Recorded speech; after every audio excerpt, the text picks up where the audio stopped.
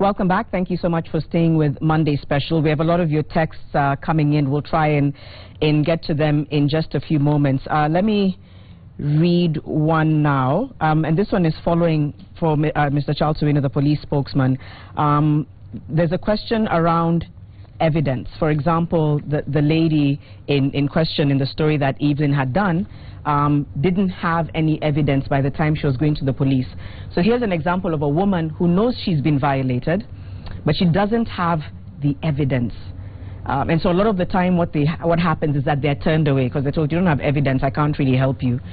What can happen in such a situation, or how can the police maybe have a desk? I know that there's a rape desk, but how do you help them? This is a woman who knows she's been violated. She feels that there's something different in her body, but she doesn't really have any evidence to show for it. How can you help such a woman in future, many of whom feel that they're turned away and ignored when that happens?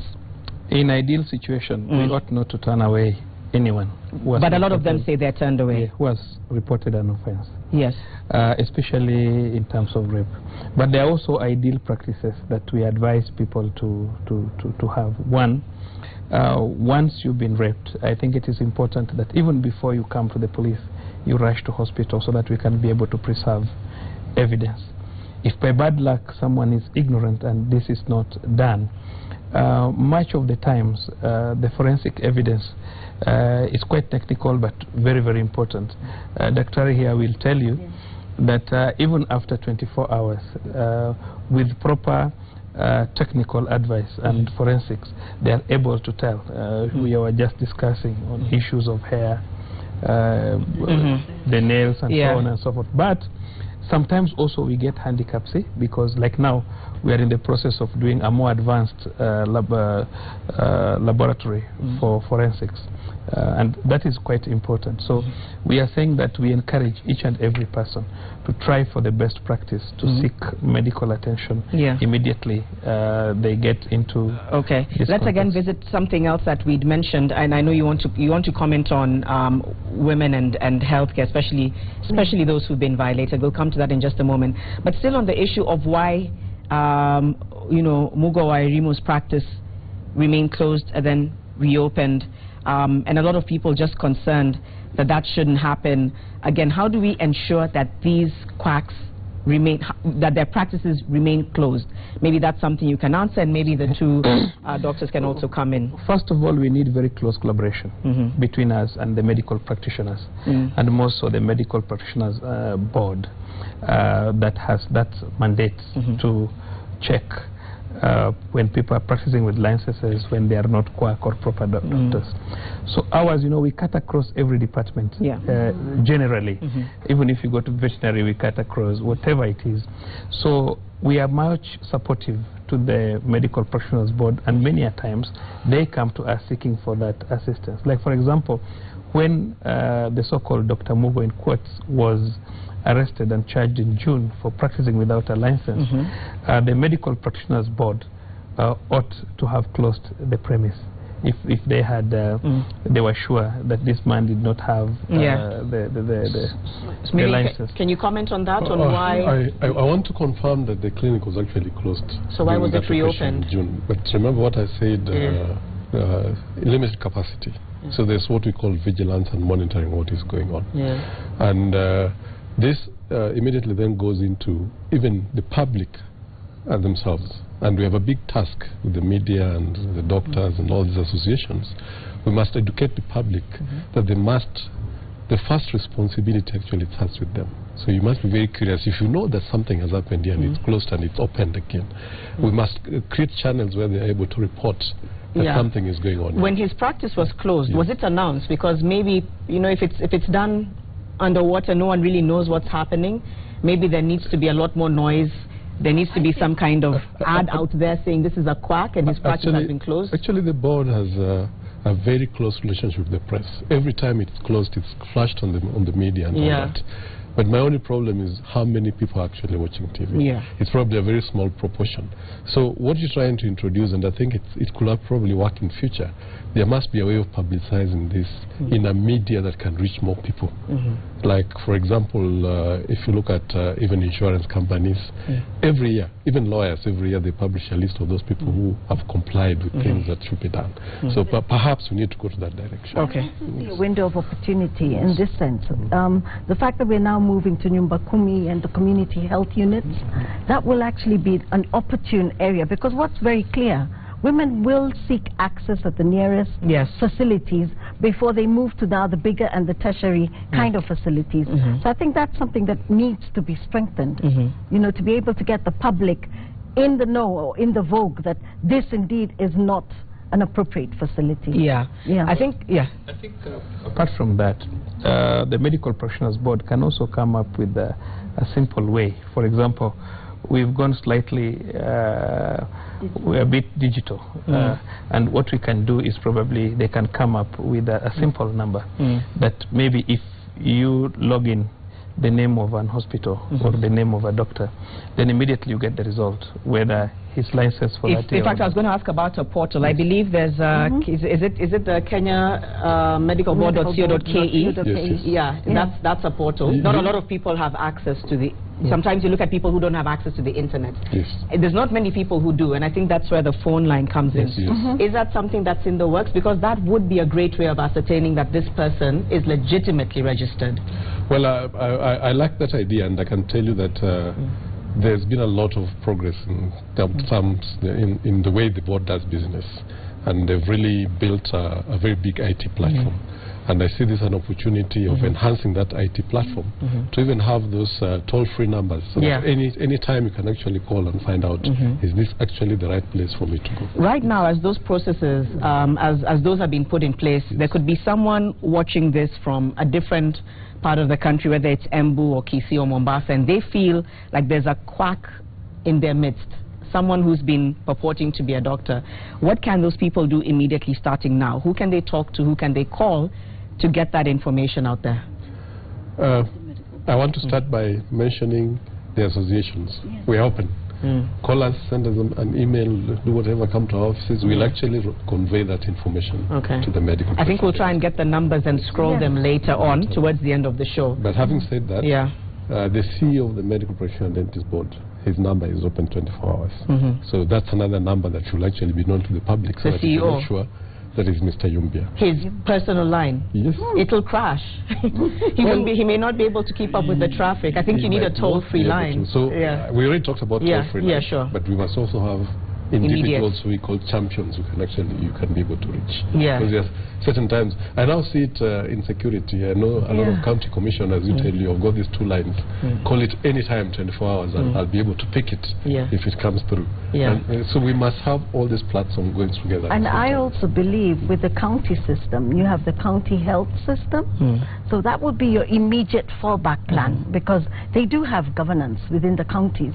So even as a stopback, as you're getting to the regulatory board, is find out from the counties who are the bona fide registered facilities and practitioners, because they do have all those listed, whether they're faith-based, private or public. So it's about just finding out from the nearest office. And then of course there was the case that we just saw, where they said that they reported it and they were told, well, you know, that's not someone who's registered, so it's not really in our jurisdiction. Maybe right now there's people who are apprehensive about reaching out to the regulatory bodies because of such a response. What should have ideally happened? What kind of follow-through should have happened in that case? I want to assure you and swear that every single complaint that reaches the board must be investigated. It must be listened to. So if it is actually true that they were told this is not our mandate, that was a mistake. Then you look into it. It must be admitted here, because even the service charter says within 2 weeks of a complaint being lodged, you must have gotten communication. And within 3 months, some solution should have been suggested. You will also be surprised that they actually communicate with the societies. You know, like right now off my desk, I can actually tell you that there are gynecologists who have even super sub-specialized, and we had to actually give a bona fide list for them to actually now veto and verify together with us as a society. So I think pegging on the respective specialty societal association group actually adds more value. Yes. Okay. Again, just going back to you, to Belinda and Nick. What would you want to advise fellow patients, just in terms of, you've talked about having a practitioner that you trust. That hasn't been an issue. But what would you want to say to someone who walks in somewhere and immediately feels alarmed? What kind of advice would you want to give to them? Okay, before I answer that, there's a question I'd asked Bonafisa earlier on evidence. Yes. I think first of all, going with a chaperone, there's actually a witness to anything. So I think that would really help even when the person is not whatever. Like I think happened in the second case you showed us. And I think I should say, we brought you in as a couple, but if someone is a single mom, for example, if it's a friend, a sister, the mom, just be accompanied by someone, I think, at all times. Yes. Okay. And okay, because this, I think, only affects mostly, I think, things in private practice. That's what will happen. I think if you're uncomfortable, you should do what someone suggested, seek a second opinion. If some procedures, the explanations are not very good, because this is a place you're actually paying by using your own money, I think you should seek a second opinion. But you've never had, the gynecological appointments aside, if you've gone to the dentist, etc., any one of you, you've never felt uncomfortable in any such situation, for the two of you? No, but also it's also rare. They are not really medical cases. That's true. I probably just want to interject at this point. It's very important. What I'm carrying here is what we call the Patient's Right Charter. It was first produced in 2013. It's a Ministry of Health document by the board, the associations, and many other people participated, even the public. I think it behoves us as associations, as the media, as everybody else, to spread the word that this is available. And in fact, there's a process of translating it now into Kiswahili. Where is that available? It's available at the board, and it's available on the website also. Okay, sorry, say that again. The website and? The medical board. The office itself. The office itself. Yes. And through the associations, we also have copies, and we can actually help to disseminate. But I'm saying this in their presence, that they can also go and spread that gospel, that this is available. It actually explains to you what your rights are, what your obligations are, and all that in a very simple manner that can actually help you to know what you should be able to do. Okay. You know, at the end of a clinical consultation, decisions are going to be made, either in terms of treating you or the management for that particular condition. But for the patient, in a simple way, is there confidentiality that has been observed?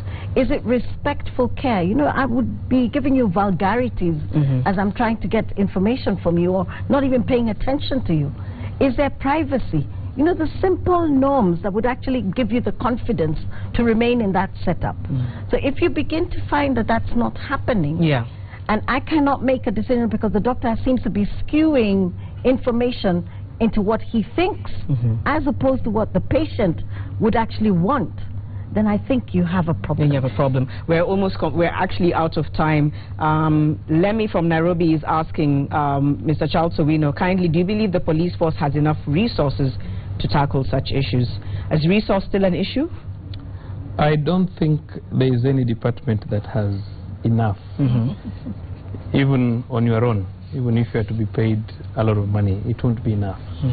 But whatever we have is sustainable. What we need is the coordination between us and other departments. So you admit that we need to work on the coordination. I think that's something that's come out of here. And basically the strengthening of our forensic laboratory is very, very important. Making it even better to ensure that we give sustainable support. But lastly, we would really want to call upon Kenyans, especially on this case of Dr. Mugo in quotes, that many of them should come forward to assist us, because so far it's only that one lady who came in 11 years. But I know matters related to sexual offenses, many people are quite shy to come forward. But it is your country, it is your health, it is your future, and we need to protect the rest of Kenyans. We cannot be able to sustain or succeed in our investigations if you don't come forward to support us. If you don't have the cooperation of Kenyans. Herrick Kaviku in Dandora says, what if the licenses that the doctors purport to have are also fake? Maybe take us through what a legit license looks like or should read, because those can easily be forged. Okay, you have they can even forge the normal one, but you have a registration number, it depicts your name, it depicts your locality, it depicts your actual specialization. And then it also tells you, are you a full-time private practitioner, are you a part-time private practitioner? Are you a local, or are you actually a foreigner practicing within the country? All this is verifiable through the Kenya Medical Practitioners and Dental Board. Yes. Okay. And there must be a license and a retention certificate that actually says, yes, this person for this year is actually covered. Yeah. And the year is January to December. Yes. Okay, and finally, I know you had a few comments to make regarding... My only appeal is to the ladies who have been violated. I know it's difficult, but I think we also need to go an extra mile in helping you. The Gender-Based Violence Center, Kenyatta, the Gender-Based Violence Center, Nairobi Women's, the Society of Kenya Obstetricals and Gynecological Society, please come forward, because there's a lot more that we need to do to actually help the women who have suffered this. I know we are featuring this story. It's re-traumatizing, even for the patient who has actually gone and been defiled physically. So I think we also need to be cognizant. At the end of the chain, there is a customer who's suffering. And not just her, it's probably even spilling over to her family. So we need you to come forward so we can actually assist, both medically and also psychological support. All right. Your final comments before we hear from... Yes, I want to appeal to our very good friends in the media that sometimes it's very nice to interact with the professional associations and groups, because I must admit it here, the fallouts among doctors, that we kept on calling this person a doctor even after the information was available, has not been very comfortable with us. And yet, by interacting and exchanging ideas, the correct information comes out. I'm glad now we are calling him a quack, we call him a fake doctor, because that's exactly what they are. And the media has a very important role in educating the public and bring out the true facts. And you can actually step it up so that we can be able to pick up these people who are practicing illegally, and there are many. And through your reporting system and your investigations, you can pick it very easily and work with the associations and the regulatory authorities to be able to reduce this incident. I think as much as we appreciate that comment, we still feel like you've talked about Kenyans need to reach out and participate. But I think the mandate lies with the organizations that are represented here, the police, the regulatory bodies. I think what Kenyans really want to see going forward from this discussion is that seamless interaction, because we don't want to get another case like this. And I'm pretty sure they are there and they'll come to light. But so maybe just to feel public policing, the community also has a right to take a right over their health issues. We can't be everywhere. I mean, even when I sit in my clinic, I'm in a confined space. But with the public's voice and agitation, where you have that voice and that voice saying there's the problem, I think the public policing will actually go a long way in assisting us. Okay. Your final comment? I would say err on the side of caution. Your instincts, just follow it, and there is evil out there. So do not just trust blindly. It is better to just be careful. Okay. My appeal is more to husbands than to normal Kenyans, because normal Kenyans, if you're in a place you cannot carry yourself, you will actually be escorted to the hospital. So my appeal is to husbands to participate in the gynecological health of their wives, and I think that will really help. And hopefully, maybe in future, even it should be a must that you're accompanied. It should just be mandatory that if you need to come in, you need male engagement and participation. And even if the men are not there, I think there should be a rule that you're accompanied. Or just someone. And I think also for you, Janet, you should insist now to be actually escorted, especially even for you, even right now in your journey. Your husband should escort you. I am. That's good. I have a good partner. But thank you all so much for coming. I think this story isn't going to die anytime soon. I think you're still, as regulatory bodies, still going to feel the heat, because patients still feel like, well, they're the ones who are supposed to be looking after us. Yes, we understand we're supposed to be community policing, but I should still be able to feel safe, because there's an oversight authority or body that's looking into these issues. So you'll definitely be feeling the heat, I think, over the next few days. But I'm happy you've admitted that more needs to be done, and we will be able to put out the, I think you said Kenya Medical Board's kenyamedicalboard.co.ke, is that correct? Yes. Which should be a point of information for Kenyans, kenyamedicalboard.co.ke, to look through and get information on the medical practitioners listed. Those are the legitimate ones. And if you do feel like there's someone who's a quack operating in your area, reach out to the contacts on that particular page. We'll try and scroll that for you after this short break. I know Hussein is coming on set in just a few minutes for us to wind up. We'll try and have that information up in just a few moments. We'll be right back.